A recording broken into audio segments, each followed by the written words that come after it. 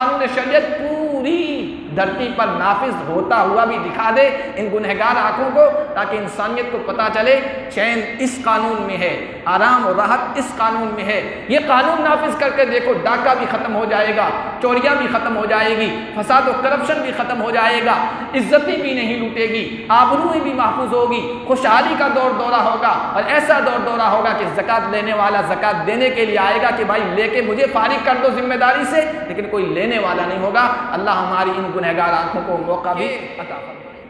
حضور نے فرمایا تھا لَتُفْتَحَنَّ كُنُوزَ کسریٰ، ابھی زندگی لمبی ہوئی تو تم دیکھو گے کہ کسریٰ کے خزانے تمہارے ہاتھوں میں آئیں گے۔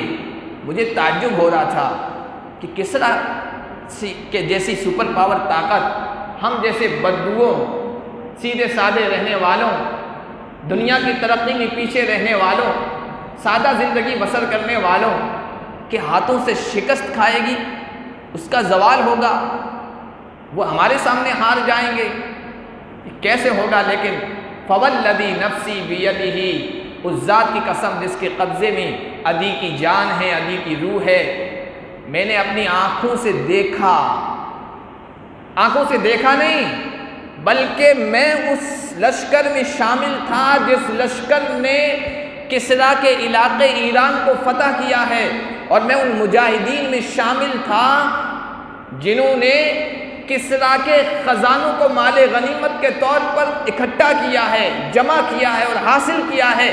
میں خود اس لشکر میں ابن خطاب رضی اللہ تعالیٰ عنہ کی آنکھوں میں آنسو آ گئے، کہنے لگے اللہ تیرا شکر ہے، خطاب کے بیٹے عمر کی خلافت میں، اس کی رعیت میں، اس کی عوام و پرجا میں ایسے افراد بھی دیانتدار امانت دار لوگ موجود ہیں، اتنی قیمتی چیزیں ان کے ہاتھوں میں لگی، وہ چھپا بھی سکتا تھا، وہ اپنے لیے جمع بھی کر سکتا تھا، کسی کی آنکھ نے نہیں دیکھا تھا، اور دیانتداری کے ساتھ لا کر اتنی دور سے یہاں مدینے میں حاضر کر کے میری خدمت میں پیش کر رہا ہے، میری رعایا میں تو نے ایسے بھی افراد رکھے۔ پاس میں بیٹھے تھے عمر، حضرت عبد الرحمن بن عوف نے کہا حضرت یہ اس کا کمال نہیں ہے، یہ آپ کا کمال ہے، یہ اس سپاہی کا کمال نہیں ہے، یہ آپ کا کمال ہے۔ کہا وہ کیسے؟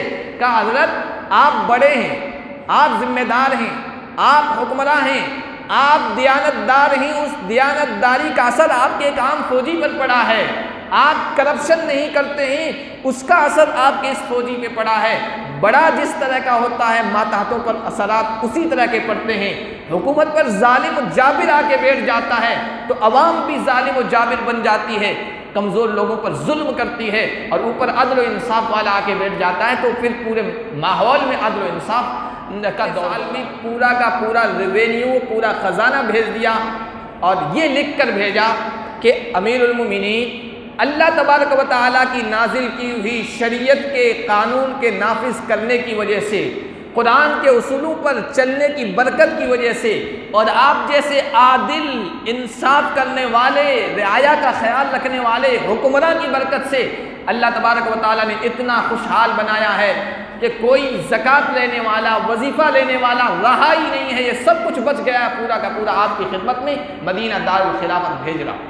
نستغفره ونؤمن به ونتوكل عليه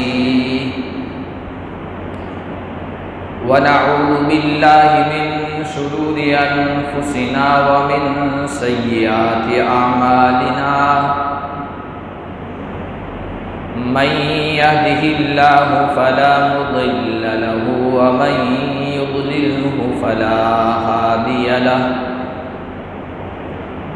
ونشهد أن سيدنا ومولانا محمدا عبده ورسوله أما بعد فأعوذ بالله من الشيطان الرجيم بسم الله الرحمن الرحيم وعد الله الذين آمنوا منكم وعملوا الصالحات ليستخلفنهم في الأرض كما استخلف الذين من قبلهم وليمكنن لهم دينهم الذي ارتضى لهم وليبدلنهم من بعد خوفهم أمنا يعبدونني لا يشركون بي شيئا ومن كفر بعد ذلك فأولئك هم الفاسقون.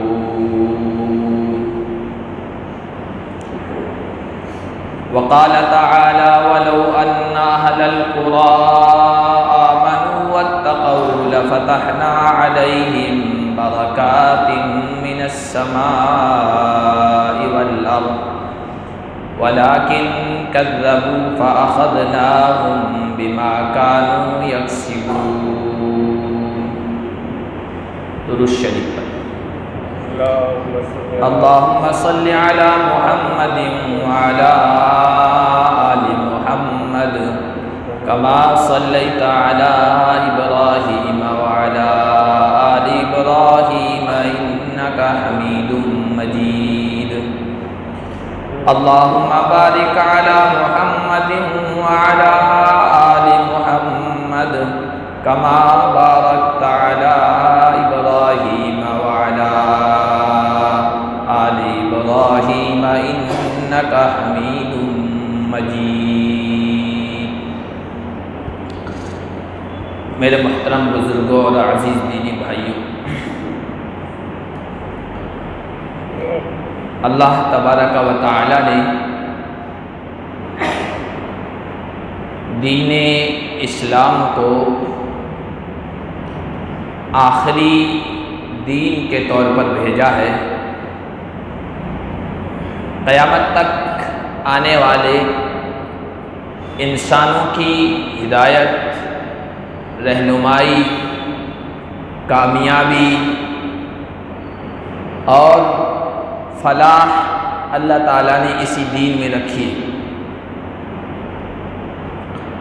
اپنے آخری نبی محمد الرسول اللہ صلی اللہ علیہ وسلم کو جو شریعت عطا فرمائی،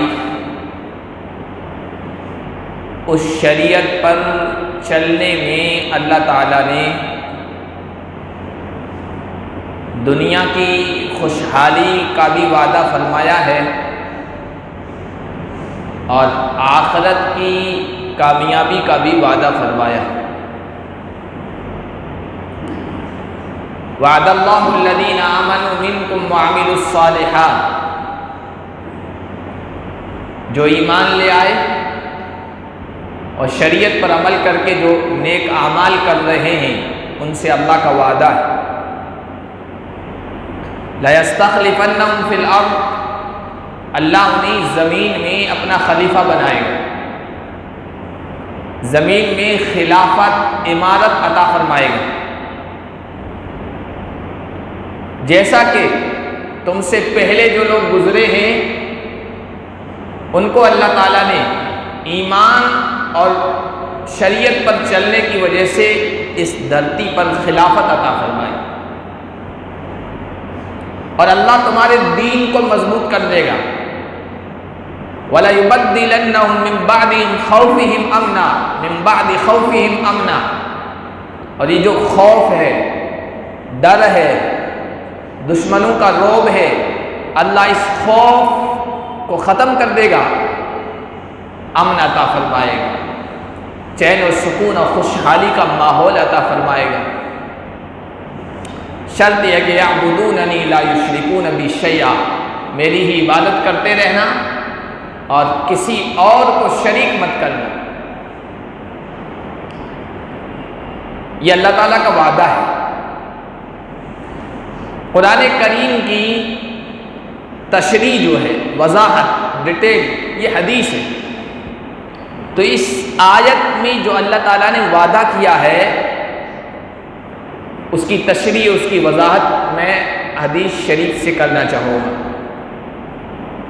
یہ حدیث بخاری شریف میں بھی آئی ہے کئی جگہ، اور امام احمد رحمۃ اللہ علیہ کی احادیث کی جمع کردہ ایک کتاب ہے مسند احمد، اس میں بھی آئی.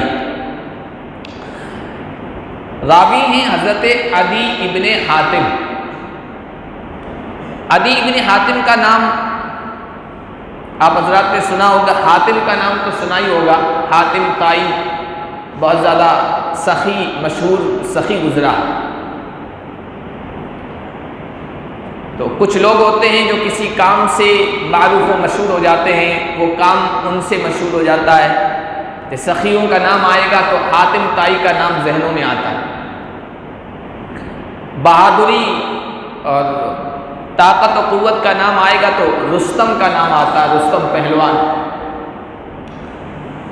حیا کا یا سخاوت کا، مالداری کا تذکرہ آئے گا تو عثمان غنی کا ذہن میں تصور آتا ہے۔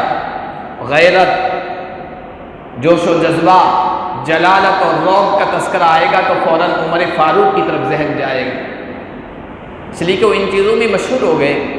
تو حاتم طائی بھی بہت مشہور سخی گزرا ہے، اللہ کے نبی صلی اللہ علیہ وسلم کے زمانے سے پہلے کا، اس وقت کا اہل ایمان ہے، اس لیے کہ وہ عیسائی تھا، آسمانی کتاب پر یقین رکھنے والا تھا۔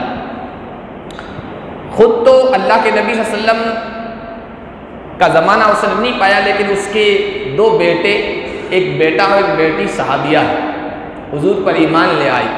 ایک کا نام صفانہ ہے بیٹی کا، اور بیٹے کا نام عدی بن حاتم، جن سے یہ روایت امام بخاری نے بھی دی ہے۔ وہ کہتے ہیں اللہ کے نبی صلی اللہ علیہ وسلم مسجد نبوی میں تشریف فرما تھے اور صحابہ کی مجلس لگی ہوئی تھی، میں بھی اس میں شریک تھا، بیٹھا تھا۔ اتنے میں ایک آدمی آیا اور آ کر کہنے لگا فشکا الیہ قطع السبیل، یا رسول اللہ چوریاں بہت ہو گئی ہے، لوٹ مار بہت ہے، ڈاکہ زنی کا عام دورہ ہے، لوگوں کا مال محفوظ نہیں ہے، عزت محفوظ نہیں ہے، آبرو محفوظ نہیں ہے، پریشان ہے، کیا کریں؟ اس نے یہ شکایت کی، یہ بات عرض کی اور بیٹھ گیا۔ اللہ کے نبی صلی اللہ علیہ وسلم نے ابھی اس کا جواب نہیں دیا۔ تھوڑی دیر گزری تھی کہ دوسرا آدمی آیا، فشکا الیہ الفاقہ، وہ آ کر کہنے لگا یا رسول اللہ بارشیں نہیں ہو رہی ہے، کنویں بہت گہرائی میں چلے گئے، پانی کا کوئی نظم نہیں ہے، فقر و فاقہ بہت زیادہ ہو گیا ہے، لوگ بھوکے مر رہے ہیں، بہت پریشانی ہے، کچھ کیجیے۔ اس نے یہ آ کر شکایت کی۔ اللہ کے نبی صلی اللہ علیہ وسلم نے اس آدمی کو بھی ابھی کوئی جواب نہیں دیا، وہ بیٹھ گیا۔ حضرت عدی کہتے ہیں نبی پاک صلی اللہ علیہ وسلم میری طرف متوجہ ہوئے اور مجھے کہا یا عدی هل رأیت الحیرہ،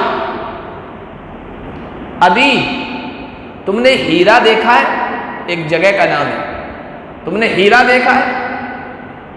کہا یا رسول اللہ لم ارہا ولکن انبئت عنہا، یا رسول اللہ دیکھا تو نہیں ہے لیکن اس کے بارے میں سنا ہے، بہت مشہور منڈی ہے، ایک قبیلے کا پایہ تخت ہے، اس کا مرکز ہے، بہت اس کا نام مشہور ہے، نامچین ہے، باقی دیکھا نہیں۔ اللہ کے نبی صلی اللہ علیہ وسلم نے مجھے مخاطب کرتے ہوئے کہا یا عدی لَتَرَيَنَّ الضَّعِينَةَ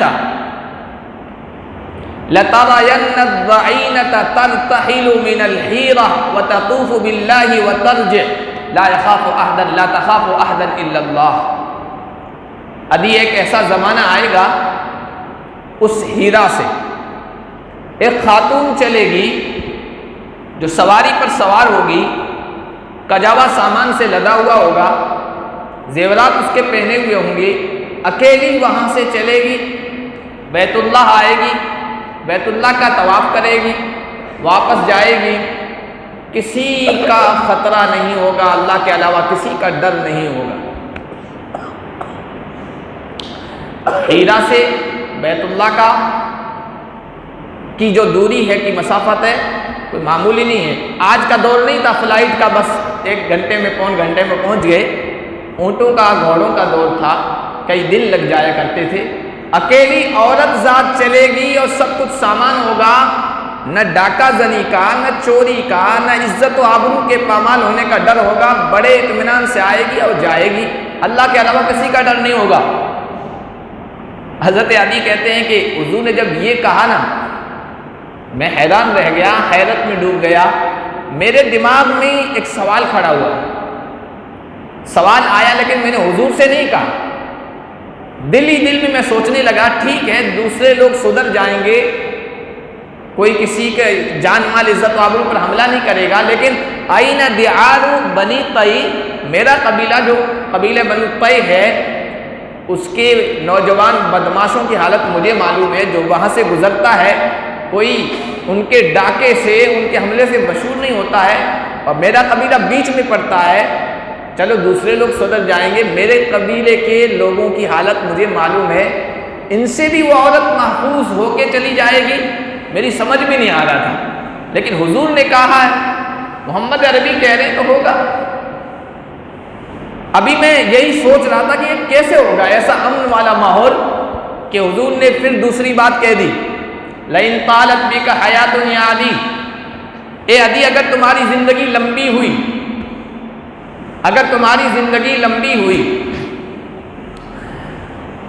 لتفتحن کنوز کسریٰ، تم ایران کے بادشاہ کے خزانے فتح کرو گے اور مدینہ لے آؤ گے.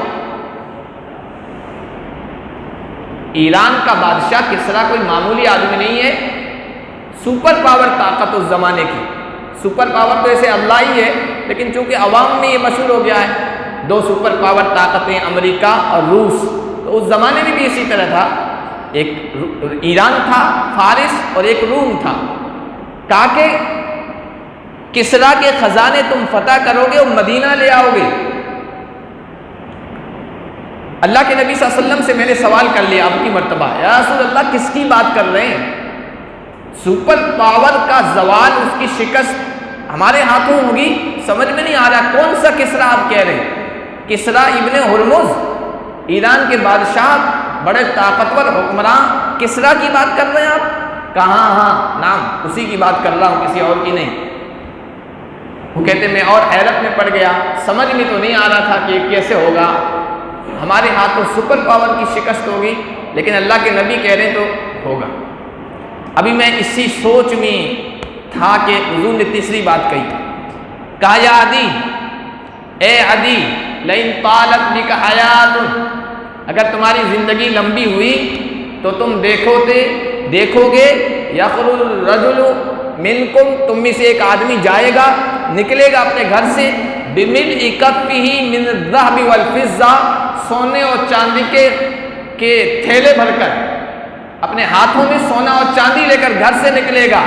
یطلب احدا یقبلہ منہ، وہ تلاش کرے گا کسی مستحق کو، کسی ضرورت مند کو کہ یہ زکوٰۃ کے سونے چاندی ہیں، روپے پیسے ہیں، کوئی قبول کر لے.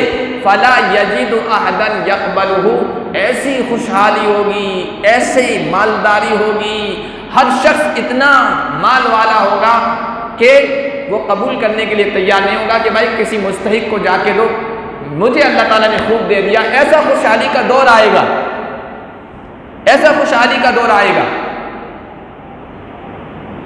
تو کہنے لگے یہاں تو فقر و فاقہ کی شکایتیں ہو رہی ہے، پریشان لوگ ہیں، آگے شکایت کر رہے ہیں، حضور کہہ رہے ہیں ایسا دور آئے گا. بہرحال حضور کہہ رہے ہیں تو ہوگا، یہ کہہ کر خاموش ہو گئے. اب یہ حدیث میں نے بخاری مسند احمد کے حوالے سے آپ کو سنائی. جو حدیث کے ماہر ہیں، حدیث کی گہرائی کو جاننے والے علماء کرام ہیں، وہ کہتے ہیں کہ حضور نے یہ 3 باتیں ارشاد فرمائی، عدی کو مخاطب کر کے، عدی کو سامنے رکھ کر. یہ 3 باتیں ان 2 سوالوں اور شکایتوں کی جواب ہیں. وہ جو 2 آدمی آئے تھے، 2 چیزوں کی شکایت کی تھی، یہ 3 باتیں ان 2 شکایتوں کا حل ہیں اور ان کے سوالوں کا جواب ہے.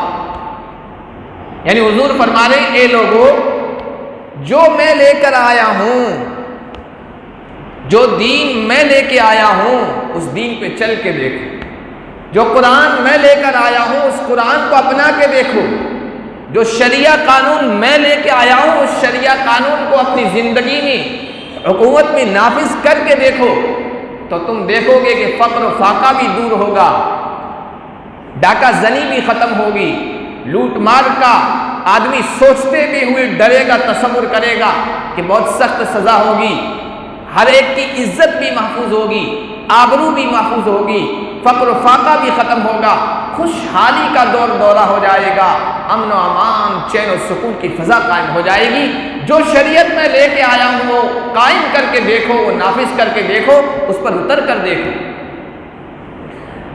پھر حضرت علی خود کہتے ہیں، حضور کا زمانہ گزر گیا، حضرت علی کہتے ہیں فوالذی نفسی بیدہ، اس ذات کی قسم جس کے قبضے میں عدی کی جان ہے، اس ذات کی قسم جس کے قبضے میں عدی کی جان ہے، عدی کی روح ہے، فلقد رأیت الضعینۃ ارتحلت من الحیرۃ، میں نے ایک ہودج نشین سواری پر سوار عورت کو دیکھا، وہ ہیرا سے چلی ہے، کجاوا سامان سے لدا بھرا ہوا تھا، اور اس عورت کے زیورات بھی پہنے ہوئے تھے، سونا تھا اس کے پاس، چاندی تھی، دوسری ضروریات کی چیزیں بھی تھی، وہ ہیرا سے چلی ہے، ہمارے قبیلے بنو تے سے گزری ہے، میں نے اپنے آنکھوں سے دیکھا ہے، بیت اللہ کا اس نے طواف کیا ہے، اور بیت اللہ کا طواف کرنے کے بعد پھر واپس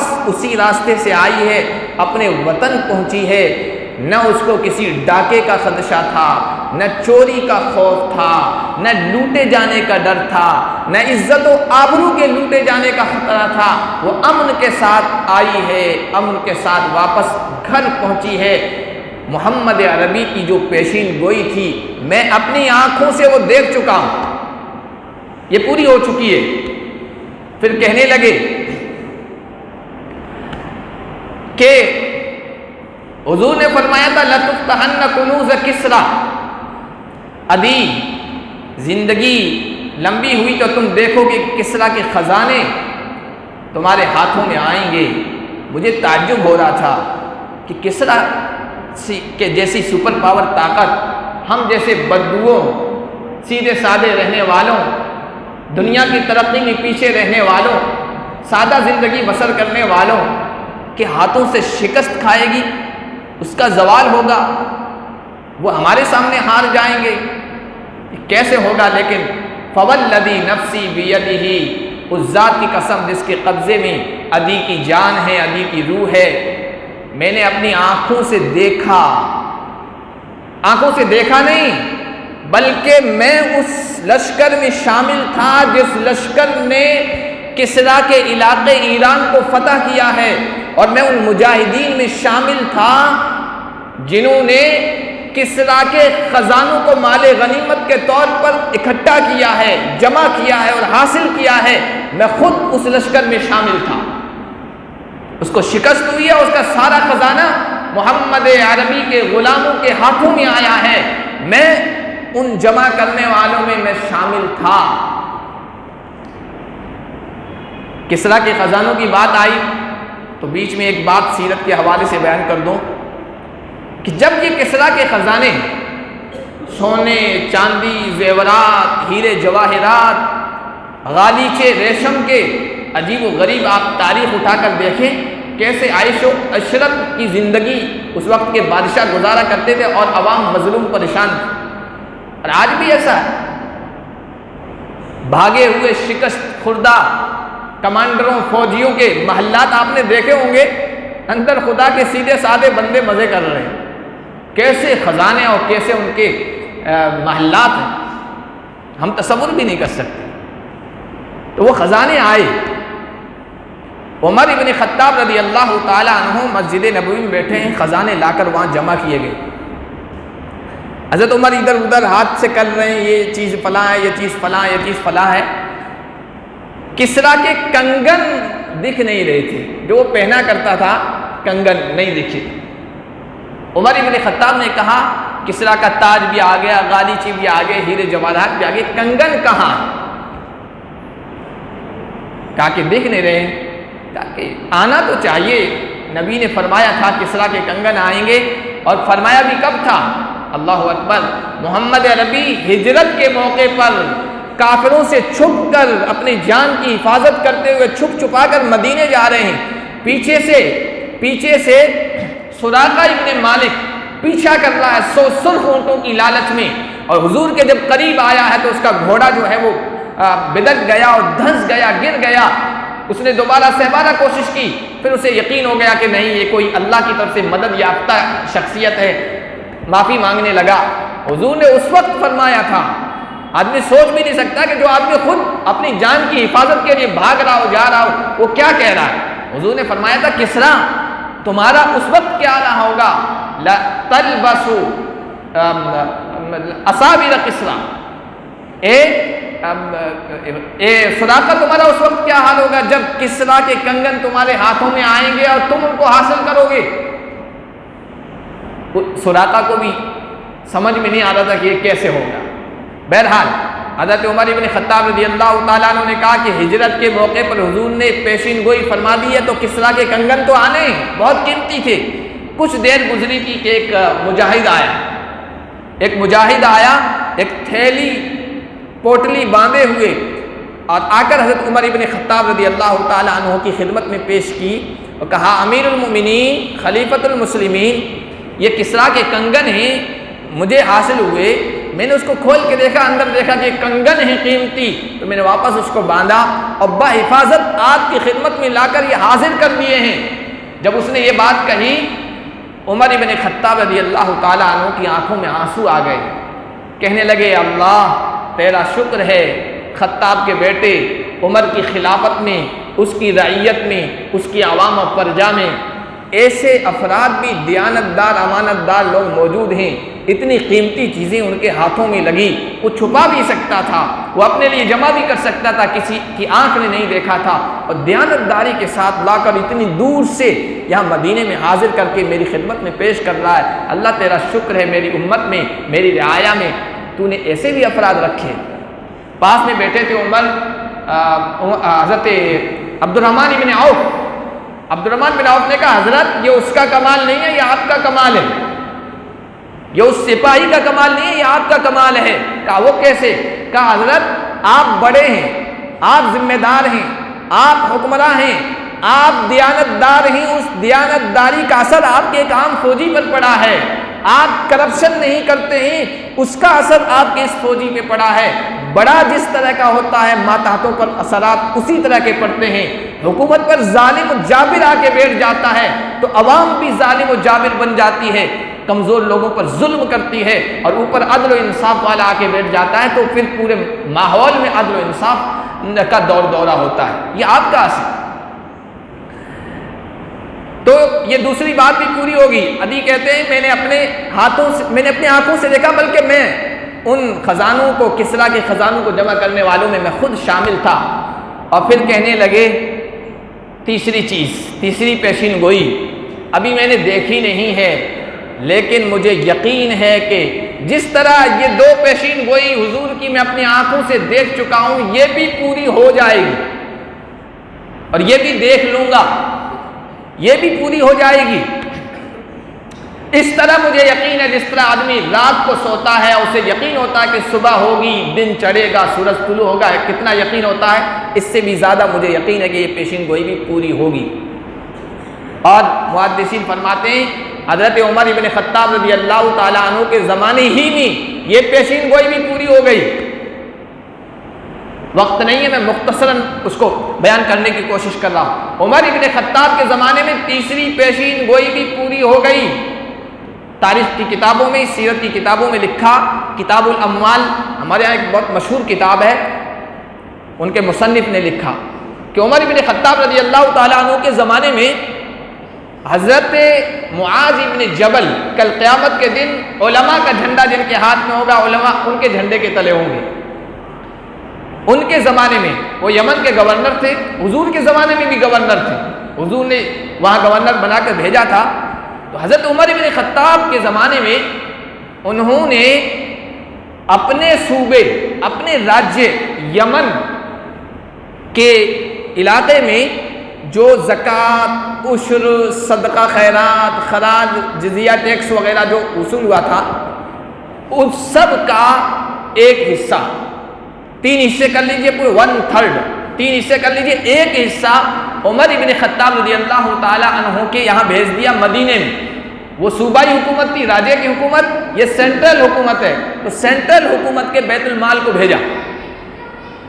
امیر المومنین ہمارے ہاں جتنی بھی ضروریات ہیں مجاہدین کے، پولیس کی جو تنخواہیں ہیں، وظیفے ہیں غریب غربا کے، سب کو دے دلا کر اتنا بچ گیا ہے، میں آپ کو بھیج رہا ہوں، بھیج دیے۔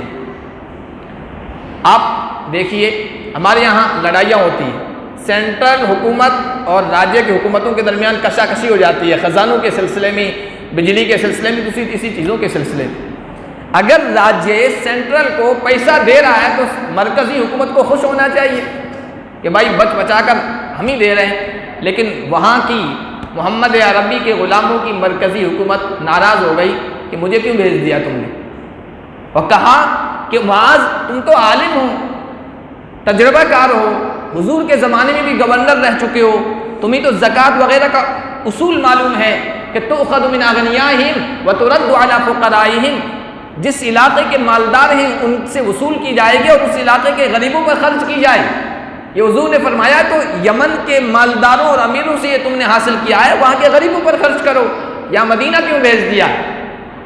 حضرت عمر نے یہ کہا تو حضرت معاذ بن جبل نے کہا کہ امیر المؤمنین بات یہ ہے، بات آپ کی صحیح ہے، لیکن ہماری تمام ضروریات پوری ہو گئی ہے، یہ رہ گیا ہے تو ہم نے آپ کے یہاں بھیج دیا، ہمیں ضرورت ہی نہیں ہے اس کی۔ یہ پہلے سال ہوا۔ پھر دوسرے سال جب سال مکمل ہوا تو پورا ریونیو جو تھا زکوٰۃ عشر وغیرہ کا، اس کا آدھا مدینے بھیج دیا ہوگا، حضرت ہماری ضرورتیں آدھے میں پوری ہو گئی، آدھا بچ گیا، یہ لے لیجیے۔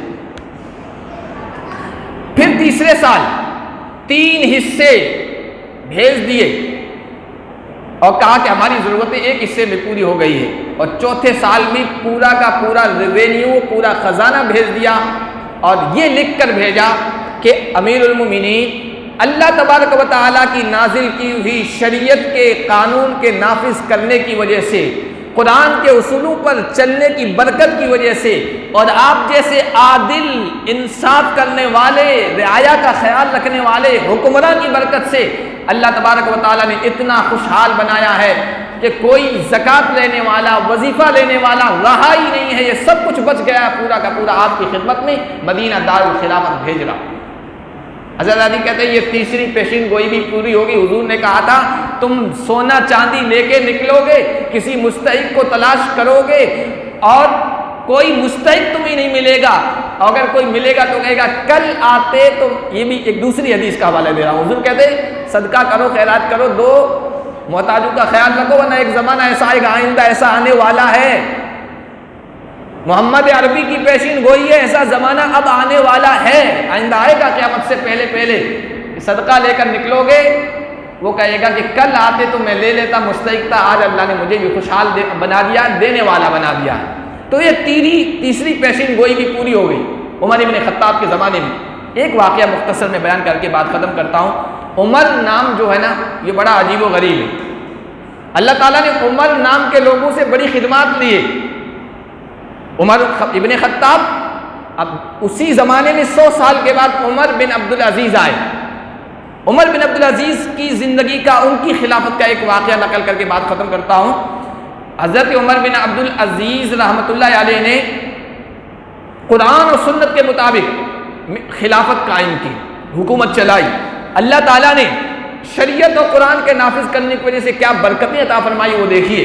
حکومت صرف 2 سال یا 2.5 سال رہی ہے، لیکن قرآن اور شریعت کے نافذ ہونے کی وجہ سے جو برکتیں حاصل ہوئی ہے وہ دیکھیے آپ۔ ان کا ایک گورنر تھا عبدالحمید نامی، عراق کا گورنر تھا، تو اس نے خط لکھا۔ عمر ابن خطاب کے زمانے میں تو گورنر حضرت معاذ نے تو بھیج دیا تھا مال، لیکن ان کے گورنر نے خط لکھا کہ حضرت علاقے کی تمام ضروریات پوری ہو گئی ہے اور کچھ مال رہ گیا ہے، میں آپ کی خدمت میں بھیجنا چاہتا ہوں، بھیجوں یا نہ بھیجوں؟ تو حضرت عمر بن عبدالعزیز نے کہا بھیجنے کی ضرورت نہیں ہے، ایسا کرو تم سروے کرو، اگر افراد کچھ لوگ ایسے ہیں جو مقروض ہیں اور قرض ادا کرنے کی کوئی شکل نہیں ہے تو بیت المال میں سے ان کے قرض ادا کروا دو۔ تو واپس انہوں نے جواب دیا حضرت یہ میں کر چکا ہوں، اس کے بعد یہ پیسے رہ گئے۔ پھر عمر بن عبدالعزیز رحمۃ اللہ علیہ نے خط لکھا کہ اچھا ایسا کرو کہ اپنے علاقے میں اپنی گورنری میں دیکھو نوجوان لڑکے لڑکیاں ایسے جن کی شادی نہیں ہوئی ہے، اور شادی اس لیے نہیں ہوئی کہ خرچہ ان کے پاس نہیں ہے، تو بیت المال کے اس خزانے سے خرچے سے ان کی شادی کروا دو۔ واپس خط لکھا، حضرت آپ کے حکم سے پہلے یہ بھی میں کر چکا ہوں، پھر بھی مال بچ گیا۔ پھر تیسرا خط آیا خلیفہ کی طرف سے، عمر بن عبدالعزیز کی طرف سے، ایسا کرو کہ ایسے بھی لوگ ہوتے ہیں جو مہر متعین کرتے ہیں اور مہر ادا نہیں کر پاتے ہیں، آپ سروے کرواؤ، اور جو شوہر ایسے ہیں جو مہر متعین کرنے کے بعد ادا نہیں کروا پا رہے ہیں تو بیت المال سے ان کے مہر ادا کروا دو۔ خط لکھا، حضرت آپ کے حکم سے پہلے یہ بھی کر چکا ہوں اور اس کے بعد یہ مال بچا ہے۔ چوتھا خط آیا امیر المومنین کی طرف سے، اچھا ایسا کرو، بہت ساری زمینیں ایسی پڑی ہوتی ہے جو کاشت کے قابل ہے، کھیتی کے قابل ہے، تو کسانوں کو وہ حوالے کر دو اور اس پر جو خرچ آئے وہ بیت المال بھی سے دے دو تاکہ وہ کھیتی کریں۔ کہا امیر المومنین آپ کے کہنے سے پہلے یہ کر چکا ہوں، آسان قسطیں ان کو دے چکا ہوں، کھیتی بھی ان کے حوالے کر چکا ہوں، اس کے بعد یہ بچ گیا ہے جو آپ کے حوالے کر رہا ہوں۔ تو وہ بھی تعجب میں پڑ گئے۔ بتانے کا مقصود یہ ہے کہ یہ برکتیں کیسے حاصل ہوئی، یہ شریعہ کے لاگو کرنے کی وجہ سے، شریعہ قانون کے نافذ کرنے کی وجہ سے۔ اللہ کا وعدہ ہے وَلَوْ أَنَّ أَهْلَ الْقُرَىٰ آمَنُوا وَاتَّقَوْا لَفَتَحْنَا عَلَيْهِمْ بَرَكَاتٍ مِّنَ السَّمَاءِ وَالْأَرْضِ، اگر بستیوں والے، شہروں والے ایمان لے آئیں اور ایمان کے تقاضوں پر عمل کر لیں تو ہم زمین سے اور آسمان سے خزانوں کے دروازے کھول دیں، زمین کے اور آسمان کے خزانوں کے دروازے ہم کھول دیں گے، اللہ کا وعدہ ہے۔ اور جو کوئی بھی محمد عربی کے لائے ہوئے دین کو غالب کرنے کی کوشش کرے گا اور شریعت کو نافذ کرنے کی کوشش کرے گا، اللہ کا وعدہ ہے اللہ ان کے ہاتھوں سپر پاوروں کو بھی شکست دے گا اور اللہ ان کی غریبی کو بھی خوشحالی میں بدل دے گا۔ یہ اللہ کا وعدہ ہے۔ وعد اللہ الذین آمنوا منکم، 18ویں پارے میں سورہ نور میں آپ خود دیکھ لیں، اللہ تبارک و تعالی انفرادی طور پر یعنی ہمیں اپنی سطح پر اپنی اس 6 فٹ کی حکومت میں اور اس جسم میں شریعت لاگو کرنے کی، اور پھر اگر اللہ موقع دے تو پھر اللہ کی دھرتی پر اللہ کا اتارا ہوا قانون نافذ کرنے کی ہمیں توفیق عطا فرمائے۔